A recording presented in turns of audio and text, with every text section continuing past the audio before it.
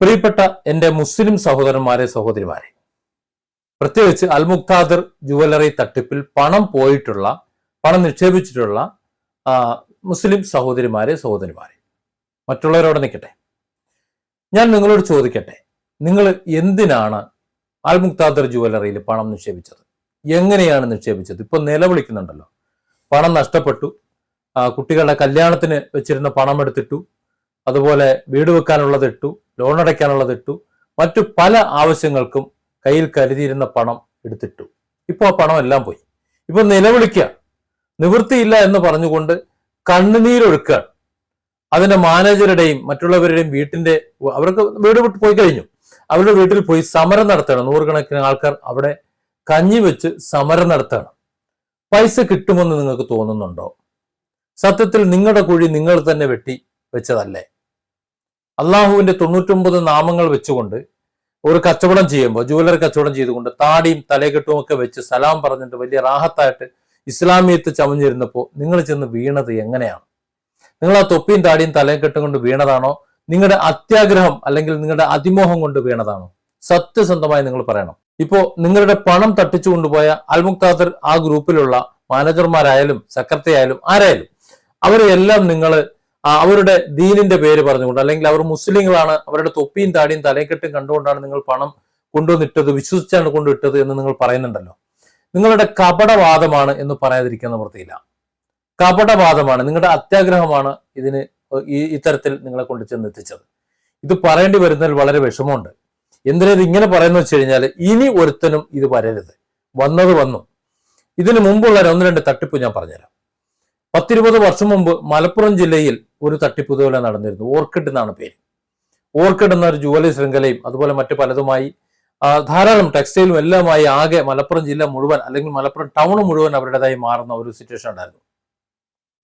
എല്ലാം ഓർക്കിഡ്. ഇവിടെ അള്ളാഹുവിന്റെ 99 നാമങ്ങൾ വെച്ചുകൊണ്ടാണ് മുതലെടുത്തെങ്കിൽ അവിടെ orchid fashion, orchid jewellery, orchid hospital എന്ന് വേണ്ട അത്തരത്തിലെല്ലാം. അവസാനം ഇവിടെ നിന്ന് വാങ്ങി അങ്ങോട്ട് കൊടുത്ത്, അവിടെ നിന്ന് വാങ്ങി അങ്ങോട്ട് കൊടുത്ത്, അങ്ങനെ കൊടുത്ത് പോയി വരുന്നത് നിക്ഷേപം വരാതായപ്പോ സംഗതി മുണ്ട് കീറി. ആൾ ആത്മഹത്യ ചെയ്തു. ഒരുപാട് പേരുടെ പണം പോയി, കോടിക്കണക്കിന് രൂപയുടെ പണം പോയി. വലിയ നഷ്ടം സഹിച്ചവരെല്ലാവരും കൂടി, ബുദ്ധിയുള്ളവർ ഒരുമിച്ച് കൂടി ട്രസ്റ്റൊക്കെ രൂപീകരിച്ച് എങ്ങനെയെങ്കിലും പണം പിടിച്ചെടുക്കാമെന്ന് കരുതി ഹോസ്പിറ്റലടക്കം മറ്റു പലതും അവരുടെയൊക്കെ ട്രസ്റ്റായിട്ടും അല്ലാതെയും പലരുടെയും പേരിലാക്കി, ചില സ്ഥാപനങ്ങൾ അവരുടെ പേരിലാക്കി അവർ നടത്താൻ തുടങ്ങി. കൂടുതൽ ആൾക്കാർക്കും പണം പോവുകയാണ് ചെയ്തത്. ഇത് എന്റെ അറിവിൽ ഇവിടെ മലപ്പുറത്ത് നടന്നിട്ടുള്ള, കേരളത്തിൽ നടന്നിട്ടുള്ള ഏറ്റവും വലിയ തട്ടിപ്പാണ്. അതിനുശേഷം നടന്ന ഒരു തട്ടിപ്പാണ് ഹൈറിച്ച് തട്ടിപ്പ്. ഹൈറിച്ച് നെറ്റ്വർക്ക് കമ്പനിയിൽ കൊണ്ടുപോയി പണം ഇട്ടുകൊണ്ട് തട്ടിച്ച കേസ് ചെറിയ കേസല്ല. അത് ഒരു ബിസിനസ് മെന്റർ എന്ന നിലയിൽ എന്നോട് പലരും വിളിച്ച് ചോദിച്ചിരുന്നു, ഇത്തരത്തിലൊരു പ്ലാൻ ഉണ്ട്, പണം നിക്ഷേപിക്കട്ടെ. ഞാൻ പറഞ്ഞത് നിങ്ങളുടെ ഇഷ്ടം, പണം നിക്ഷേപിക്കണോ വേണ്ടോ എന്നുള്ളത് നിങ്ങളുടെ ഇഷ്ടം. പക്ഷെ ഇത്തരത്തിൽ ഒരു സംവിധാനം സുരക്ഷിതമല്ല, അത് ലീഗലല്ല, അത് നിയമവിധേയം ഒരിക്കലുമല്ല. നിയമവിധേയം എന്ന് പറഞ്ഞു കഴിഞ്ഞാൽ കമ്പനി ഒരുപക്ഷെ നിയമവിധേയമായിരിക്കാം. പക്ഷെ ഇത്തരത്തിലുള്ള ഒരു നിക്ഷേപം, ഇത്തരത്തിൽ പണം റിട്ടേൺ കൊടുക്കുന്ന ഒരു പരിപാടി നടക്കില്ല. അത് അധികം വൈകാതെ പൂട്ടിയില്ലേ. എന്റെ ഈ വീഡിയോ കാണുമ്പോൾ ചിലർക്ക് ചൊറിച്ചിൽ വരും. ആ ചൊറിച്ചിൽ തൽക്കാലം അങ്ങ് മാന്തി കളഞ്ഞേക്ക്. പറയാനുള്ളത് പറയുക തന്നെ വേണമല്ലോ. എത്ര പേരുടെ പണം പോയി? 78 ലക്ഷം രൂപ മുതൽ താഴേക്ക് 8 ലക്ഷം രൂപ വരെയുള്ള കഥ എനിക്കറിയാം. സ്വന്തം മകളുടെ കല്യാണത്തിന് വെച്ചിരുന്ന പണം ഇങ്ങോട്ട് വരുന്ന റവന്യൂവിന്റെ ആ വരവ് കണ്ടിട്ട് ഇങ്ങനെ അങ്ങ് വന്നുകളയും. മാസം ഇത്ര കയറും, അപ്പോ 3, 4, 5 മാസം കൊണ്ട്, അല്ലെങ്കിൽ 6 മാസം കൊണ്ട് ഡബിളിന്റെ ഡബിൾ ആകും എന്ന് വ്യാമോഹിച്ചുകൊണ്ട് ഉള്ള പണം കൊണ്ടിട്ടു. സ്വന്തം ഉപജീവന മാർഗമായിട്ടുള്ള ലോറി വിറ്റ പണം കൊണ്ടിട്ടിട്ടുണ്ട്. വീട് പണയമെടുത്തിട്ടുണ്ട്. 25 ലക്ഷം രൂപ കൊണ്ടിട്ടു എന്ന് പറഞ്ഞ് തിരുവനന്തപുരത്ത് നിന്ന് ഒരു ലേഡി എന്നെ വിളിച്ചിരുന്നു. എത്ര ആൾക്കാർ എന്നെ വിളിച്ചിരുന്നു, എങ്ങനെയാണ് തിരിച്ചു കിട്ടുക, ഇനി എങ്ങനെയാണത് തിരിച്ചു കിട്ടുക എന്ന് പറഞ്ഞിട്ട് കൂടി അത് ചെയ്യാൻ പലരും തയ്യാറായില്ല. അന്ന് ഞാൻ പറഞ്ഞതുപോലെ ചെയ്തിട്ടുള്ളവർക്ക്, കുറച്ച് ആൾക്കാർക്ക് ആ പണം തിരിച്ചു കിട്ടും എന്നുള്ളൊരു അവസ്ഥയിലുണ്ട്. ബാക്കിയുള്ള മുഴുവൻ ആൾക്കാരുടെ പണം പോയി. അപ്പൊ തട്ടിപ്പ് 2ാം ഘട്ടം അങ്ങനെ. പിന്നെ പല രീതിയിൽ നിക്ഷേപ തട്ടിപ്പുകൾ. എത്ര രൂപയാണ് നഷ്ടപ്പെട്ടു പോയത്. ഓരോ സ്ഥാപനങ്ങളിൽ കൊണ്ടിട്ട് സ്ഥാപനങ്ങൾ ഏതെങ്കിലും ഒരു അവസ്ഥയിൽ, എന്തവസ്ഥയിലും ആയിക്കോട്ടെ, പൂട്ടിപ്പോയിട്ട്. ഈ അൽ മുക്താദിർ എങ്ങനെയാണ് പറ്റിച്ചത്? മതത്തിന്റെ പേര് പറഞ്ഞുകൊണ്ട്, ഖുർആനിന്റെ പേര് പറഞ്ഞുകൊണ്ട്, അള്ളാഹുവിന്റെ 99 നാമങ്ങളെ കുറിച്ച് പറഞ്ഞുകൊണ്ടാണ് പറ്റിച്ചത്. ആ പറ്റിപ്പിൽ ചെന്ന് അവരുടെ വിശ്വാസം കണ്ടുകൊണ്ടവർ ഇസ്ലാമാണ്, മുസ്ലിമാണ്, അവർ വഞ്ചിക്കില്ല, പറ്റിക്കില്ല എന്ന് കരുതി കൊണ്ടുവന്ന് പണം ഇട്ടുകൊടുത്തവർ കൊള്ളപ്പലിശയ്ക്ക് പണം നിക്ഷേപിച്ചവരാണെന്ന് പറഞ്ഞാൽ നിങ്ങൾക്ക് നിഷേധിക്കാൻ പറ്റുമോ? നിങ്ങൾക്ക് ലാഭം എന്താണ്, പലിശ എന്താണെന്ന് അറിയാത്തവരല്ലല്ലോ. ബാങ്കിൽ ഇട്ട് കഴിഞ്ഞാൽ എത്ര ശതമാനം നിങ്ങൾക്ക് പലിശ കിട്ടും? 1 ലക്ഷം രൂപയ്ക്ക് എത്ര രൂപ കിട്ടും? നിങ്ങൾക്ക് അൽമുക്താദർ ജുവലറിയിൽ അല്ലെങ്കിൽ അൽമുക്താദർ ഗ്രൂപ്പിൽ നിങ്ങൾ 1 ലക്ഷം രൂപ നിക്ഷേപിച്ചവർക്ക് മാസം എത്ര രൂപയാണ് അവർ തന്നിരുന്നത്? ഒന്ന് ആലോചിച്ച് നോക്ക്.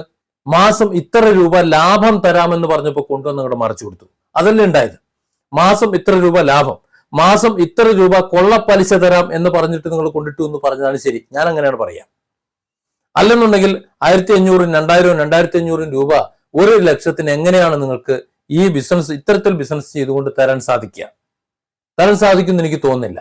അത്തരത്തിൽ കൊള്ളപ്പലിശ കിട്ടുമെന്ന് കരുതിയപ്പോ ആ കൊള്ളപ്പലിശ മോഹിച്ചുകൊണ്ട് തൽക്കാലം അവർ അവരുടെ ദീനിനെ വിറ്റതുപോലെ തന്നെ നിങ്ങളും നിങ്ങളുടെ ദീനിനെ വിറ്റുകൊണ്ട്, നിങ്ങളുടെ ഇസ്ലാമിക കൺസെപ്റ്റിനെ വിറ്റുകൊണ്ട് അവർ വിശ്വസിച്ചു എന്ന് നിങ്ങൾ വ്യാജമായി പറഞ്ഞുകൊണ്ട് നിങ്ങൾ പണം കൊണ്ടുവന്ന് ഇട്ടു.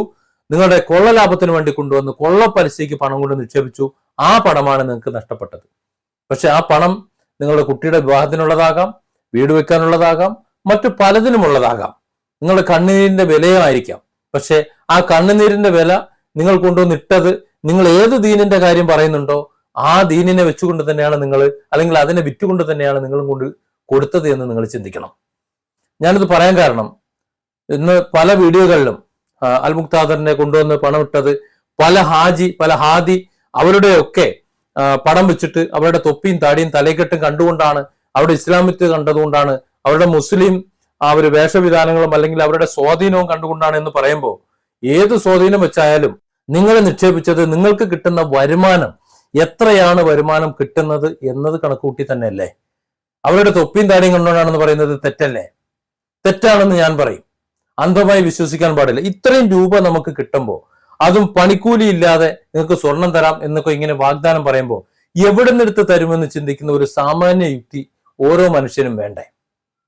ഇത് എവിടെ നിന്നെടുത്ത് തരിക? ഇങ്ങനെ അച്ചടിച്ച് റിസർവ് ബാങ്കിന്റെ കമ്മട്ടോ എന്ന് പറയുന്നത് അൽമുക്താദറിന്റെ അലമാരന്റെ ചോട്ടിലല്ലല്ലോ കൊണ്ടുവച്ചേക്കണേ. അപ്പോ സത്യത്തിൽ ഇവിടെ പണം നിക്ഷേപിച്ചു പോയവരൊക്കെ, തുടക്കത്തിൽ കിട്ടിയവർക്ക് ഭാഗ്യവാന്മാർ, അവർക്ക് കിട്ടി. പണം നിക്ഷേപിച്ചു പോയവരൊക്കെ അന്ധമായി കൊള്ള ലാഭത്തിന് വേണ്ടി തൽക്കാലം ദീനിനെ വിറ്റുകൊണ്ട് പടച്ചോനെ മറന്നുകൊണ്ട് കൊണ്ടുവന്ന് പണം നിക്ഷേപിച്ചു വരാം. എന്നിട്ട് അതേ പടച്ചോനെ പറഞ്ഞുകൊണ്ട് നിങ്ങൾ ഇന്ന് ഖേദിച്ച് നിങ്ങൾ കരയരുത്. കാര്യം ആ പടച്ചോൻ നിങ്ങളുടെ കണ്ണുനീര് കേൾക്കുമെന്ന് വിചാരിക്കരുത്. ഹലാലായ പണമാണ് നിങ്ങൾ വാങ്ങാൻ പറഞ്ഞത്. അവര് ഹറാമായ രീതിയിൽ നിങ്ങൾക്ക് പണം തരുമ്പോൾ കൊള്ളപ്പലിശ ലാഭമെന്ന പേരിട്ട് നിങ്ങൾക്ക് തരാമെന്ന് പറഞ്ഞപ്പോൾ അതിൽ മയങ്ങി നിങ്ങൾ കൊണ്ടുവന്നിട്ടിട്ടുണ്ടെങ്കിൽ അത് നിങ്ങളുടെ അഹങ്കാരമാണ്. അഹങ്കാരത്തിന്റെ ഫലം ആപത്താണ് എന്ന് ഖുർആൻ തന്നെ നിങ്ങളെ പഠിപ്പിച്ചിട്ടുണ്ട്, ഇല്ലേ? അതുകൊണ്ട് തൽക്കാലം അനുഭവിക്കുക. ഈ പണം കിട്ടുമെന്ന് നിങ്ങൾ പ്രതീക്ഷിക്കേണ്ടതില്ല. എന്റെ അഭിപ്രായത്തിൽ ഈ പണം തിരിച്ചു കിട്ടുമെന്ന് പ്രതീക്ഷിക്കേണ്ടതില്ല. കാരണം ഞാൻ മനസ്സിലാക്കിയെടുത്തോളം ഈ പണം, നിങ്ങളിൽ നിന്ന് വാങ്ങിയ പണം അവർ കച്ചവടത്തിലല്ല വിനിയോഗിച്ചത്, മറ്റെന്തിലോ നിക്ഷേപിക്കുകയോ മറ്റു കാര്യങ്ങൾ എവിടെയോ കൊണ്ടുചെന്ന് എന്തോ ചെയ്യുകയാണ് ചെയ്തിട്ടുള്ളത്. അവിടെ മുടങ്ങിയിട്ടുണ്ടാകും. അവിടെ നിന്ന് ഇങ്ങോട്ട് കിട്ടാതെ നിങ്ങൾക്ക് കിട്ടാൻ പോണില്ല. അവിടെ നിന്ന് ഇങ്ങോട്ട് കിട്ടുമെന്ന് പ്രതീക്ഷിക്കാൻ വേണ്ട. നിങ്ങൾക്ക് കൊള്ളപ്പലിശ തരാം, അതായത് 1 ലക്ഷത്തിന് ഇത്ര തരാമെന്ന് പറഞ്ഞപ്പോൾ ലാഭം എന്നുള്ള വാക്ക് അതിനകത്ത് ഉൾപ്പെടുത്തിക്കൊണ്ട് തുപ്പിയും താടിയും തലക്കെട്ടും കണ്ട് അവർ അള്ളാനെ വിറ്റുകൊണ്ട്, ദീനിനെ വിറ്റുകൊണ്ട്, അല്ലെങ്കിൽ കളവാക്കിക്കൊണ്ട് നിങ്ങളുടെ അടുത്തേക്ക് വന്നപ്പോൾ ആ കളവിനെ നിങ്ങൾ എടുത്തു വെച്ച് ഹറാമായതിനെ ഹലാലാക്കി എടുത്ത് നിങ്ങളുടെ ചുമട്ടിൽ വെച്ചതിന്റെ, അല്ലെങ്കിൽ നിങ്ങളുടെ തലയിൽ എടുത്തു വെച്ചതിന്റെ പ്രതിഫലമാണ് നിങ്ങൾക്ക് കിട്ടിക്കൊണ്ടിരിക്കുന്നത്. ഇത് എല്ലാവർക്കും ഒരു പാഠമാണ്. Different angles. Don't forget to subscribe and support this channel.